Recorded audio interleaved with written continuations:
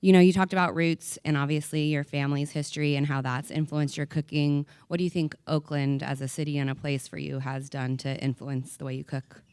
Oakland is such an amazing place because I think just historically it's been one of those community spaces throughout history that has invited immigrants. Specifically, my parents were welcomed to Oakland through a church and church members that sponsored us. And I think because that special dynamic happened in Oakland, it reflects and shows in all the different communities and different colors and faces in this room. And living in such a diverse place like this, I felt comfort in, as I got older, learning more about my story and then sharing it with others.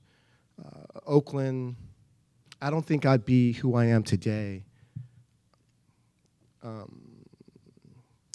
I want to think that I'm kind. I want to think that I'm compassionate. I wouldn't be the person I am today if I weren't from Oakland. So thank you, Oakland. Diversity. Love it. Will you share a plate that you cook with your mom or your family that has changed a little bit the dynamic? Because what I have heard is that your mom taught you, but now when it's like the other side of the dynamic. I love that. Thank you for that question. So there's this notion, as you, from this talk, I kind of scratched on a notion that my mom was an innovative chef, an innovative cook. Because she cooked in a refugee camp, because she cooked here. She had to make do with what she had. And it always traces back to the notion of being authentic or in cooking traditional cuisine. I think my mom, first off, she never liked to cook in the beginning. And she learned how to cook out of the necessity for survival. And in that space, the genius and amazing things that she cooked was innovative because she was resourceful with what she had. That in turn reflects to me as a chef, and people come to me and they eat my food and they say, this isn't authentic. I'm like, my parents are from an island. They were pescatarians up until they're 20 years old. So I'm sorry that my family's experience doesn't reflect your Instagram trip to Saigon for 2 weeks, and in addition, rest in peace, Anthony Bourdain. I love Anthony Bourdain, but Anthony Bourdain has never even been to my parents' island. So I think what I try to reiterate to people is that first, remove authentic and tradition from your vocabulary, because that's prejudice. It's your, you can clap louder, it's fine, yeah. Because even if it's your own experience, you can't place that onto another person. And your identity, no matter how long the pages are, should never be able to be filled out on a piece of paper, let alone a book. And that thing is a infinite thing. It's always ever evolving. And when we do that, you know what happens? It encourages us to find separation once with another. You're not like me. You're a Vietnamese first-generation American. You're not like me. The food that you cook doesn't, my mom makes it better because they're from the north or they're from the south. We find all these regional differences. So then at the end of the day, I propose people to do the opposite, is to find the similarities in the food and palates and flavors, opposed to finding differences. I have a similar story. I know that when you eat food, the feeling, the emotion, and the story is in the food. I would love to eat your food. So right now, I have a pop-up on 40th and Broadway, and it's at the Copper Spoon Space. It is, we do a pasture-raised chicken pho pop-up on Saturday and Sunday. So come check us out, support us. That'll be happening up until March, and it's 11 to 2. And thank you for that. I appreciate you. You spoke about your family being really connected to the water, and I'm wondering what happened with that when they moved here. Are you connected to water and diving in that way at all?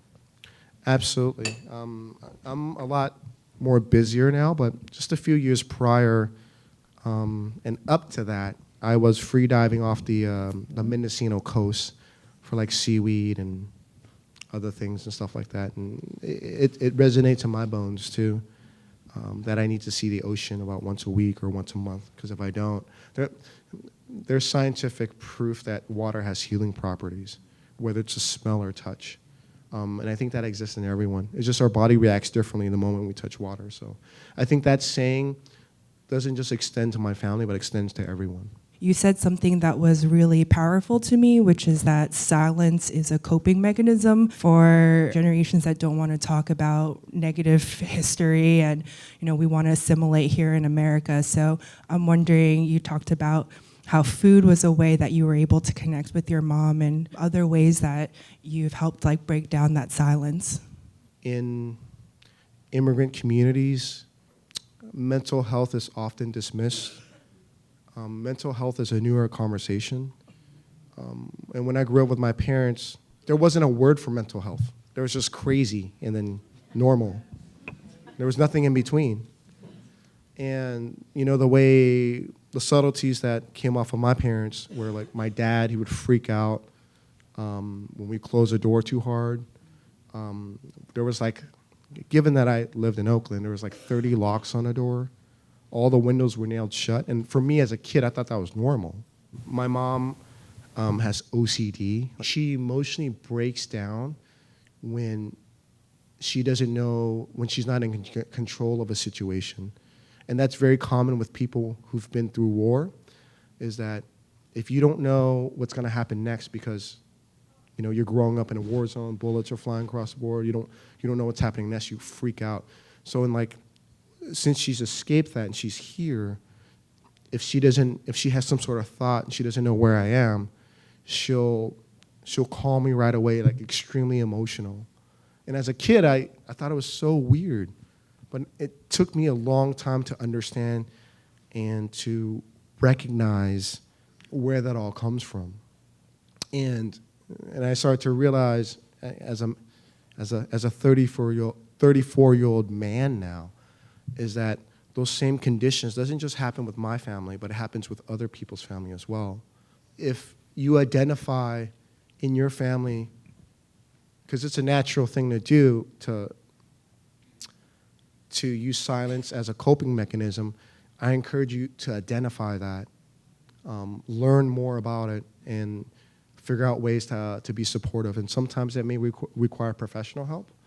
Other ways, there's indirect ways to do it. And I'm not saying that my parents are healed, but I think we started the healing process by me coincidentally breaking into that conversation through food.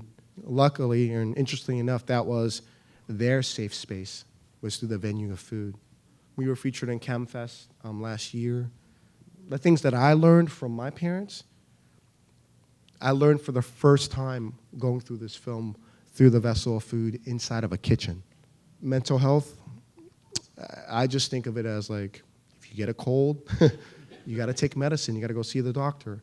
You may not need to see a doctor, but whatever it is, you need to do the corrective actions to make sure it's addressed. Because if you don't, especially if it's dug deep and set aside for a long time, it could come out in very toxic, poisonous ways that could be destructive and self-destructive. Given the current political climate, what do you think would happen to the American food industry without immigration, without immigrants? I mean, immigrants are the backbone of this food service, right? I think everyone needs to eat, and I think opposed to, actually, let me rephrase. I think it's already happening. This country has already been attacking immigrants and people living here, especially in the food industry. And I feel like our food industry is dismantled. Read it up in our local newspapers. How many restaurants closed in San Francisco, in Oakland, in LA, in New York in the past 2 years? Record numbers, right? How many dining options do you have in San Francisco now outside of, fast casual and sushi, right? I think if we're not able to recognize it now, then we'll never be able to see it. I think our food industry, it's worse. It's worse than it's ever been, and it's only going to get worse until we make a change and difference in politics. I loved hearing about the different culinary techniques that you learned from your mom, and I was wondering if today there are ways that you're trying to continue developing your own cooking skills, and what are your sources of continued inspiration with cooking? So people always come to me in support and in love and care, and having some insight of like my support for my mother and inspiration from my mother. But they say, "Wow, you learned from an informal cook," and that's my mom, right? However, I always challenge them. The thing that my mother does and the techniques that she cooked with, both the innovation and the tradition of cooking that she acquired, predates any modern kitchen by a few hundred years, if not a few thousand years. So if anything, I'm the informal cook. You know what I mean? And that's the thing that I think that we just have to change our perspective and approach and dialogue to the way we see the world. Just because things are on TV and there's glam and there's lights and they cook for a very affluent crowd and things are foam when they're not supposed to be. we consider that innovative, but we forget that their inspiration for those techniques and cooking abilities come from a matriarch always. I'm very proud to say that with myself, Reem from Reem's Kitchen, Fernay McPherson from Mini Bells in Emeryville, and then Nora Haran from Local Kitchen in San Francisco, we went to New York and cooked a James Beard themed dinner after our matriarch and our inspiration. I think that was the first homage to women of color at the James Beard House ever in their history. So, but I just thought it was weird because it took up until 2019 to do it. However, very, very proud. So Americans are less connected with their food now, I think, than ever before. My friend's a teacher, and they brought their students to a farm, and the kids wouldn't eat a carrot out of the ground because it had dirt. How do you think we can correct this? And with the advances in food tech, I mean, plant-based protein, stuff like that, maintain some sort of connection to our food? How do we get back to our roots? I think it's, shout out to CreativeMornings, shout out to Real Foods, Real Stories in the House. These are safe spaces where food producers can tell their stories. And I think the way that we could reconnect with ourselves is that there needs to be more storytelling. We need to highlight and megaphone our food producers and what they're doing and why it's important. Because like myself, in the food that we produce, there's always a story of community, lineage, heritage. And if people are disconnected with their food, that means they're disconnected with their community, lineage, and heritage. With all the gentrification happening, people coming in, how can we move forward in making sure people that are visiting help us maintain the culture and roots of Oakland? So let's break that up into two responses. Let's talk about gentrification last, and let's talk about the crises that's happening about people who, well, let's call it underage youth who have a crisis with not knowing their own history and identity. Very proudly so, for the past 3 years, I've worked as a volunteer with incarcerated men in San Quentin prison, working with them in a reform program through food to teach them how to work together. I'm very proud to do that. And in addition to that, I grew up in Oakland, and I'm going to be very, very honest. A lot of my friends are in that system. I grew up trying to understand why they went that way and why I went this way. And I often find, like them, my friends that I grew up with and these men that I work with in San Quentin prison, what the commonality between those two things, and it's proven over and over, no matter which group I work with, is that they don't know their history. They have an identity crisis. And that happens with a lot of young men. And I am convinced that because they lack an identity crisis and don't understand what their roots are, they try to make it up with masculinity. And masculinity is probably like the most toxic thing.